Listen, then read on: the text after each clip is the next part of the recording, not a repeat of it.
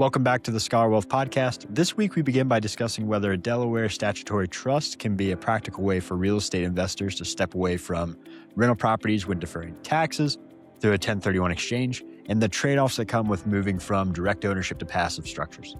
Next, we look at how entrepreneurs whose wealth is concentrated in their business can begin correcting the imbalance between illiquid assets and retirement savings during the years leading up to a potential exit.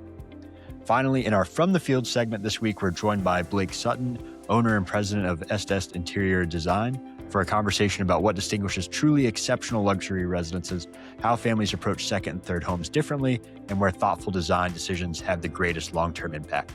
So let's go ahead and get started with question one. We have 4 properties, our primary home, a vacation home in Colorado, and 2 long-term rentals. We're 61 and starting to simplify. We'd like to get out of the rentals without writing a massive check to the IRS. Is a Delaware Statutory Trust a viable path? The classic issue of depreciation coming back. And the benefit of real estate is always touted as this whole write off the depreciation. You can offset gains. You can do all these things. But as you're seeing in these cases, and as we've seen before, that depreciation gets recaptured. So if you're trying to go sell these properties, for those who are unaware on the real estate side, you have to pay tax on all of that gain. And it's not just the gain from where you bought it, right? There's depreciation. So if, let's say you had bought the property for $1 million, now it's worth $2 million. You're not only paying tax on that $1 million gain. If it's already been all depreciated, you pay tax on $2 million. So a very serious concern. A 1031 exchange is how we typically defer those gains even further. In other words, you go take the property, sell it for $2 million, and then go buy another property worth $2 million, and you can defer your gain into that. And the IRS allows that exchange to be relatively clean. And we've had some discussion on the podcast about that before, of how these 1031 exchanges work, but allows you to just continue to kind of kick the can down the road on that gain a little bit, allow this new property to continue to expand. The problem is you still have to manage that property.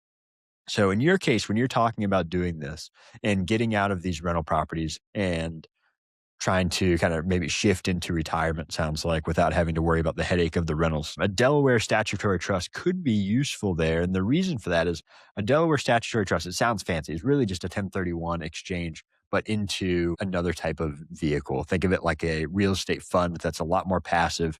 And you could sell the $2 million property and go take that $2 million, invest it in this passive ownership fund that owns apartment buildings or something like that. And that allows you to defer that gain. The problem you have with that, or well, before we get into the problem, let's think advantages. The advantage of this, as you're nearing retirement, you're not having to worry about the properties anymore. You're not managing the rentals. Somebody else is managing the real estate. So you've effectively pushed that gain away from you and the responsibility. And so that works out as a nice thing. You've passed on the tax bill and you've passed on having to actively manage the properties. The downside of the DST, which is where I think you have to weigh, and this is, it's really easy to look at the tax bill and say that makes no sense. I don't want to pay that amount of money, but you still want to get out. I'd first look at whether or not that tax bill is going to significantly derail your future plans. If it's not going to derail the future plans, then maybe it's worth paying the tax on that sale, depending on what the value is in your future plans in general, and being able just to move out of this and invest in stuff that's more passive. And the reason I say that is sometimes it's easy to look at the tax side, see that tax bill and say, I'll do anything not to pay this tax. And sometimes the I'll do anything turns into investing in things that are not ideal for your situation. So we need to see whether or not it still makes sense for you to own a significant amount of real estate. If it does make sense for you to own the real estate, is it DST that you should be going into? Can you take the 2 rental properties and consolidate them through a 1031 exchange into one property that's less for you to manage? Right? That's a really common way to go. So you take 2, maybe they're 2 residential properties that are constantly having renters move around. You're always doing all this stuff. Could you take both of those and convert them into some sort of triple net lease, or a property that's more commercial, that you don't have to worry about as much of an overhead from a time commitment to it? Could you, if you have kids, could you pass this on to them to manage and to open that opportunity up? So there's ways you can still own the real estate and still be active from an IRS perspective, but not actually have an important role managing it, right? The time commitment could be dropped significantly. So that's always one option. The other option is the DST. The problem with the DST, you're losing a lot of control. So if they decide to sell those properties and pass those gains on to you, you no longer get that choice of saying, all right, well, this property, I could hold on to it. I could gift it to kids. I could open up a family LLP. There's options that you're giving up. You're giving up the optionality, you're giving up that control, and you're increasing your fees, which may be worth it for the lack of headache maybe that you're having to deal with on the current real estate. So you're going to pay some sort of management fee, generally around 1% or so. And that would be the fund management fee. You're still going to be paying management fees and the profitability of the actual property ownership that's going on. So that never goes away. You still have a property manager there. You're just paying an additional kind of sponsor fee to handle doing this for you. And there's sales fees up front that generally kind of your onboarding fees, you're probably looking at that 10% range to get in to any of these. So you have an upfront fee and then you have an ongoing fee and you have a significant loss of control for all of this. But the advantage, you're not worried about anything anymore from this, and you get the tax deferral. Be careful about which ones you get into, just like any type of property ownership. As you know from owning different properties, you had to do a lot of due diligence to buy the two properties that you had. You still need to do that same level of due diligence when it comes to the DST or the Delaware Statutory Trust to know whether or not the investments you're getting into are still going to produce a return that makes sense. Because if they're not, maybe it's worth just paying the taxes, avoiding all those fees, and investing into some public market equities or something that's a little bit more liquid. So now we can go on to our next question. I'm 45 with a net worth of 12 million, mostly illiquid real estate in a business I still run. I have very little in traditional retirement accounts because I always have reinvested back into my business. If I want to fix the next 10-ish years before I sell, what are my options? Classic entrepreneur problem. You have started the business, right? You're investing in it, you're growing it. So all the cash is going where? It's going to the investment you feel has the highest ROI. And you're investing in yourself, investing in the business. So that money keeps getting funneled right back into the business. It continues to grow. Then you hit the problem that you're at is retirement's around the corner. You're thinking about selling and you realize you have no investments other than the business. So you've created this business, but it's this massive illiquid business that's out there. So it's not a unique problem, which is good because that means that we have some solutions for how this potentially could work out. But it is a problem. And you recognizing it at 45 is important because a lot of people don't realize this until 55 or 65 and sometimes have unrealistic expectations of what their business is worth. And that becomes a problem because then what ends up happening is they go to sell. And I see this happen all the time where I say, well, do you have an idea of the business, what the business is worth? And the response back to me is, the business is worth however much you tell me I need to retire. And that is a really big problem. In other words, what's happened is the entire retirement plan, their entire retirement goal has to be, let's say, $10 million. But the business, if the business isn't worth $10 million, what are you going to do? There's really not a lot of exit options out there. Maybe it's only worth six and you pay the tax on it. And now you're looking at three or four and you have this big gap until retirement. So being able to start looking at this concentration issue that you have and starting to think about balancing that is really important. So one of the ways you can do this, we have really two ways. One is that we can start diverting cash from reinvesting back into the business into some tax advantaged accounts. So while the income's still doing well, so you could use a defined benefit pension plan, which may work out really well depending on age of employees and your age and everything. Really high benefits or high limits on that for like a cash balance plan, but hundreds of thousands of dollars in there.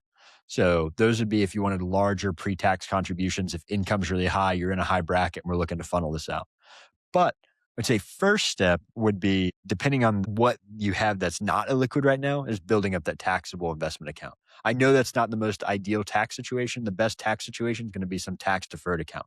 But the taxable investment account is still going to give you the flexibility. So that way, if you need that cash for the business, if you see some economic downturn, if something happens in your industry or your local environment and it pulls down the business, you still have access to capital that's not going to give you a penalty like you would getting into a cash balance plan or a 401k. So we want to build up that taxable investment account first in a pretty sizable way. I'd make sure you have 6 months to a year worth of cash in there, not as much for you, but for the business. Seems like a lot depending on how much you have in the business investment account. From what it sounds like, you and the business are one, right? You're just all linked together anyways. in this situation. So we're having to handle liquidity planning there. So that would help you build assets outside the business, whether it's tax deferred or taxable. And then we have the real question. You say that you're looking to sell in the next 10-ish years. You invest, this creates the classic dilemma and the dichotomy of growth in a business. If over the next 10 years, you just continue to invest heavy in the business, everything's being reinvested back. It's growing, it's growing. You're constantly taking profits and reinvesting them. The risk you run into is that the business isn't profitable. I want you to think of like some of the largest companies that have grown. You look at Amazon, ran a loss for a long time because it's burning cash. They're trying to reinvest back in the company. They're growing, growing, growing. That's okay early on to get you to where you've been. But if you're looking to exit in the next 10 years, we've got to change that story. The story needs to be this is a profitable business that has a steady growth rate that doesn't burn cash on the side. That's where the shift is. And this is this balance that you're going to have to do. I don't know if it happens right now at 10 years out, but with your question of 10-ish years, if that means 5 to 7 years, then I'd say that changes the dynamic because what we need to start doing is focusing on the business being stable and throwing off a high amount of profitability. So that way, when you go to sell it, somebody's going to pay higher and give you a higher multiple for your business if it's really profitable and it's throwing off good cash flow and has decent growth. You're going to be looking at a different type of buyer who's interested in buying a business that has a lot of risk because you're growing so fast and it's going to require a lot of cash inflow to keep it going. So I would start there first and look at what type of multiple, what type of business am I wanting to sell, and then look back. Personally, I think if you're looking at 10 years out and you have this issue anyways of you really needing to pull money out of the business, then I would focus on high profitability, solid growth instead of big growth that eats up a bunch of cash. And the reason for that is it's going to look good on paper. So you have a good track record of 3 to 5 years of really good profitability, but also it's going to throw off a lot of cash for you in profitability that you could use to start building out these other types of investments that are not your business. So I think that's really the win-win situation there is let's turn this business from a cash eating machine to a cash generation machine. So that way you start diversifying away from the business and the business looks good, both in reality and on paper to a potential buyer to get you that high multiple, which is going to lead to even more success for you later on down the road when it comes to retirement savings and goals. Like how we think about wealth? You can learn more about our approach at scholaradvising.com, where we work with high net worth families on personalized planning and strategy. Next, in our From the Field segment, we explore what distinguishes exceptional residences and how thoughtful design decisions shape the way families live across multiple properties. Today, we're joined by Blake Sutton, owner and president of SS Interior Design, a firm that works with families on luxury residential projects ranging from primary estates to multi-property portfolios. Blake works directly with families and their advisors from the earliest conceptual stages through construction and then completion. So, Blake, welcome to the Scholar Wealth Podcast. Tell us a little bit about your background, what kind of work you do. Well, I appreciate you having me on today. Our firm focuses primarily on residential, as you mentioned. We work with homeowners to design properties for them in all different phases of life. My background, I actually started off in construction, got an engineering degree in construction management, and got to work on the build side for a number of years. So I have an intimate understanding of all sides of what it takes to build a custom home, from the construction side as well as the design side now. I joined Estest in 2010, working alongside my father, who ran the business for nearly 40 years. And took over the business 3 years ago when he passed away. We work with homeowners from all different walks of life from all over the country, primarily doing homes here in Arizona. We custom tailor every property to meet their needs and their lifestyle. So when somebody hears custom home building, there's different emotions that tend to be to come along with that, and a lot of times it's a lot of fear that goes along with it. And when you look at property, so you clearly and from the work that you've done, beautiful properties and really great job with them. When you look at different projects and you're looking back at them for the projects that went really well, what are the common themes? I guess the first thing is really talk about, some of the fears that people have when they go into this process. The reality is when you build a custom home, there are thousands of decisions to be made. And because you're not defined by a box that's put in front of you like you would in a production home, you have to provide a lot more input to the people working with you in order to come out with an outcome that's going to meet your needs. The biggest fear typically, though, leads to budget. When you walk into a production builder, they can tell you right when you get started a pretty good idea of what your house is going to cost. A custom home, the world is your oyster. You can do as little or as much. There's a wide range of where you can land at. So a lot of times the biggest fear is the unknown of what is it going to cost me to build this house. And to answer your question on what do I see as a common denominator for clients for success, the answer really is planning on the front end and assembling a great team before you ever get started. So in order to properly design a home, you need to have an architect that's going to give you kind of the guidelines of what works in your municipality. There's a whole bunch of different rules that really changes from city to city, community to community, even within those cities. And the architects are really the experts when it comes to that. They'll be able to tell you what you can actually build on the piece of land that you own. The second, as a builder, it's really important to have someone alongside you in pre-construction to advise you on, just some of the guidelines of what you're going to be experiencing. Site conditions vary drastically. There's a really big difference between a hard dig versus a simple soil, and a builder is going to help alleviate a lot of concerns that can rise there.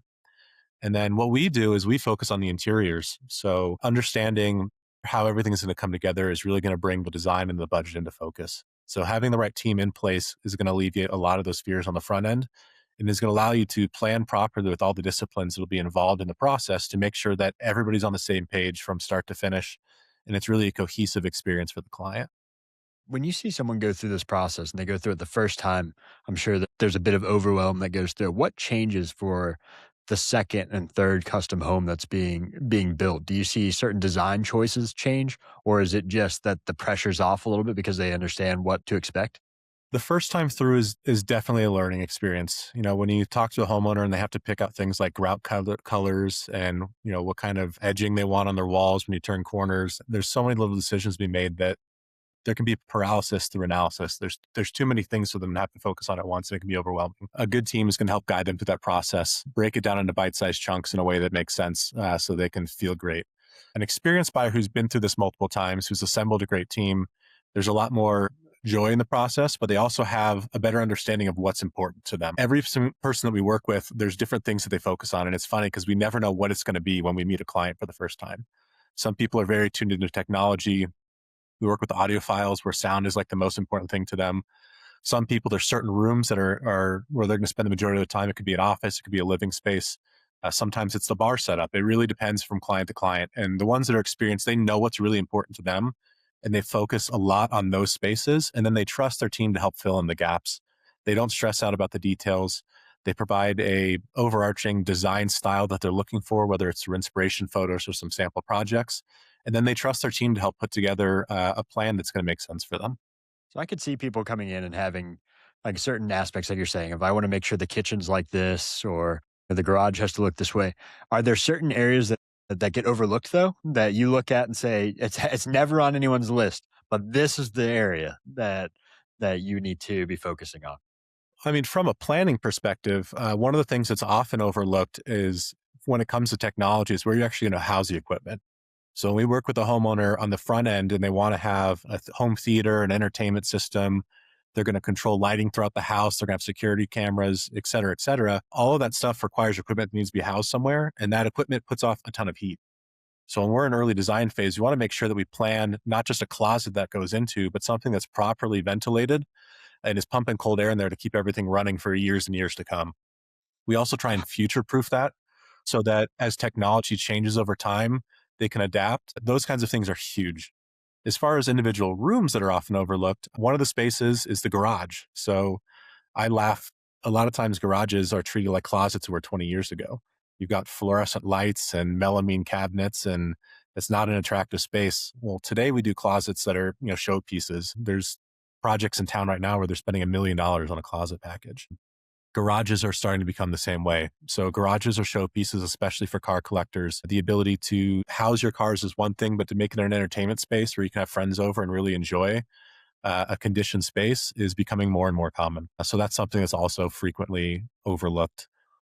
Well, you got me on the $1 million closet. There's some design aspects on that closet. What is going into the closet that sets it apart from the fluorescent lit 4 or 3 pieces of drywall and a door The closet that's quality of out the there? cabinetry, the same guys that are making the custom cabinets in the kitchen, we have making the closet spaces.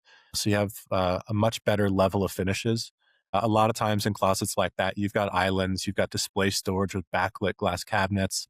Sometimes they're multi-story with spiral staircases going up to the second level, purse displays, shoe displays. These closets, when you're talking, hundreds of thousands of dollars up to the million range, they're larger than some houses. But they're designed for collectors that keep pristine pieces that want to be displayed, not just hidden. And lighting, I think, is the other one. Chandeliers, sconces, beautiful pieces to make it a great space.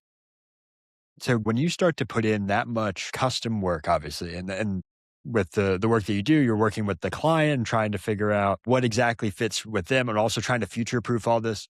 How do you balance that for someone who wants to build kind of a legacy home? This is going to be a home that we're going to build, and this is going to be through multiple generations Yeah. are going to keep this home. Is there a different type of future proofing on the design side besides, I know we talked about obviously like wiring and everything is important for technology future proofing, but what other types of future proofing have to go into that? So one of the first things that we chat with clients about is their goals for the home. People buy homes for all different reasons.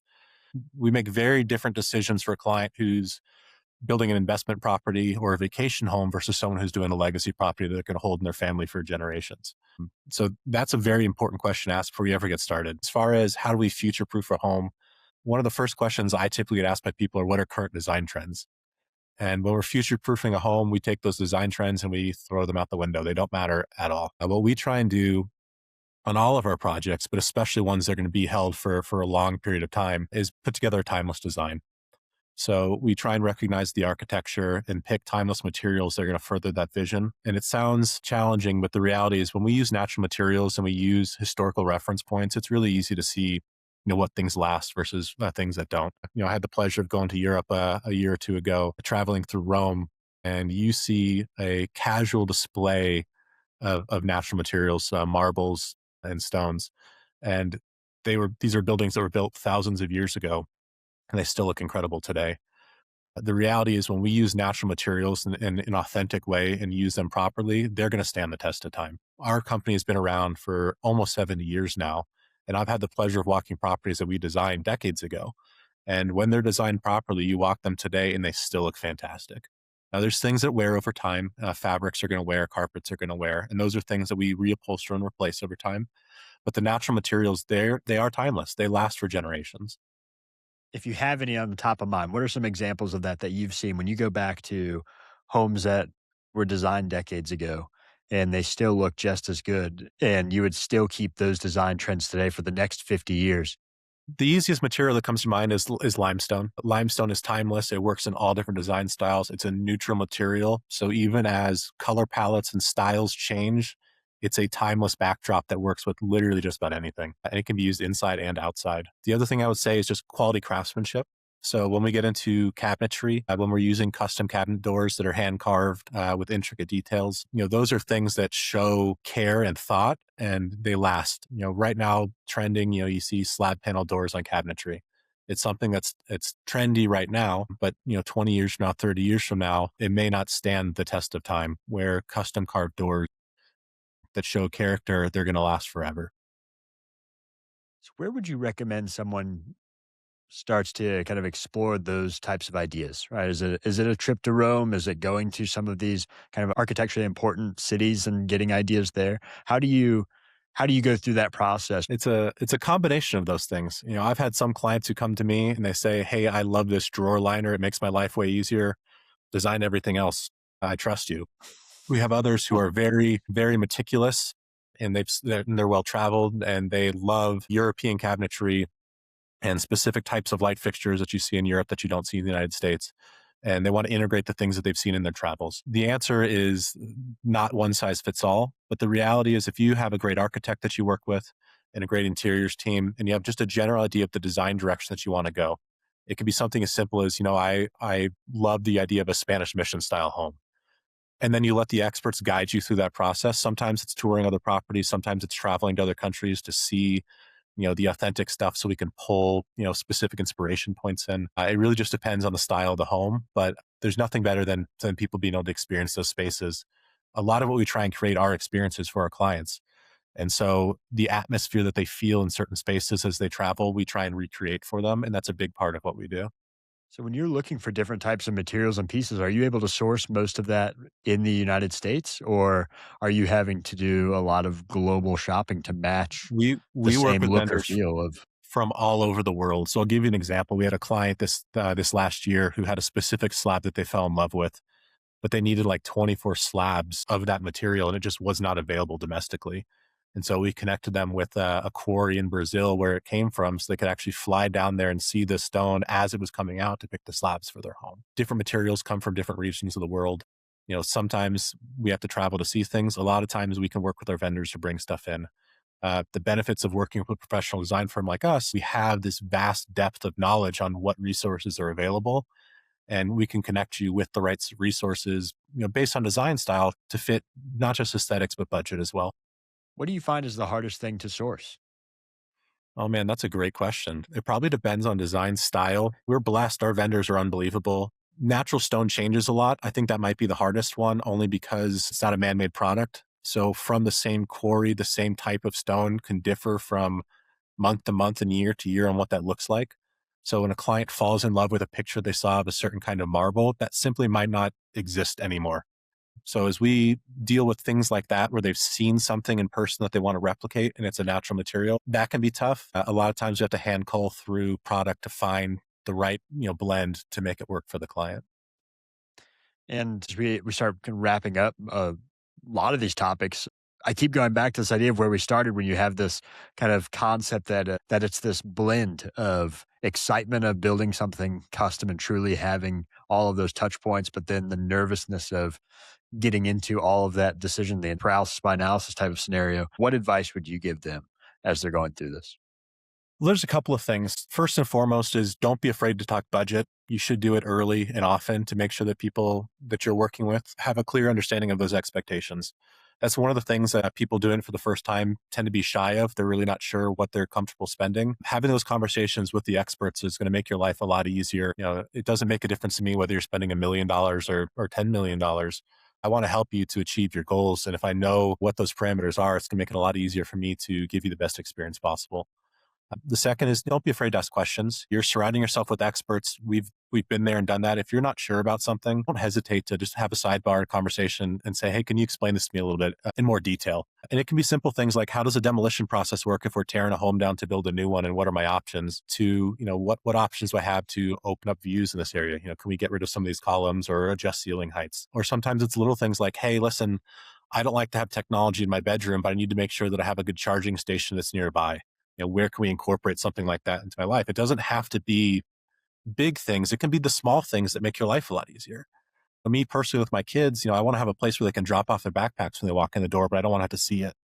So how can we make an organizational space that's easy for the kids to use, but I can hide it so I don't have to look at backpacks and book bags and those kinds of things. There's no question that you can ask that's going to be inappropriate, and we're here to help guide you through that process. So ask lots and lots of questions. I guess that's the best advice I could give is don't hesitate to ask. Perfect. Well, that is great advice. Thank you very much for joining us today and sharing some of the inside knowledge. We put some kind of abate some fears there around the home building process, and love seeing your work. Looking forward Yeah, to I mean, talking in the future. it's a process that you should enjoy and look forward to. So don't be afraid. Just surround yourself with great people and enjoy every minute of it. Sounds great. Perfect. Thank you, Blake. Have a great one. That's our show. Thanks for listening, and we'll see you next week. The information provided in this podcast is for general informational and educational purposes only and is not intended to constitute financial, investment, or other professional advice. The opinions expressed are those of the hosts and guests and do not necessarily reflect the views of any affiliated organizations. Investing in financial markets involves risk, including the potential loss of principal. Past performance is not indicative of future results. Before making any investment decisions, you should consult with a qualified financial advisor who can assess your individual financial situation, objectives, and risk tolerance. Thanks for listening.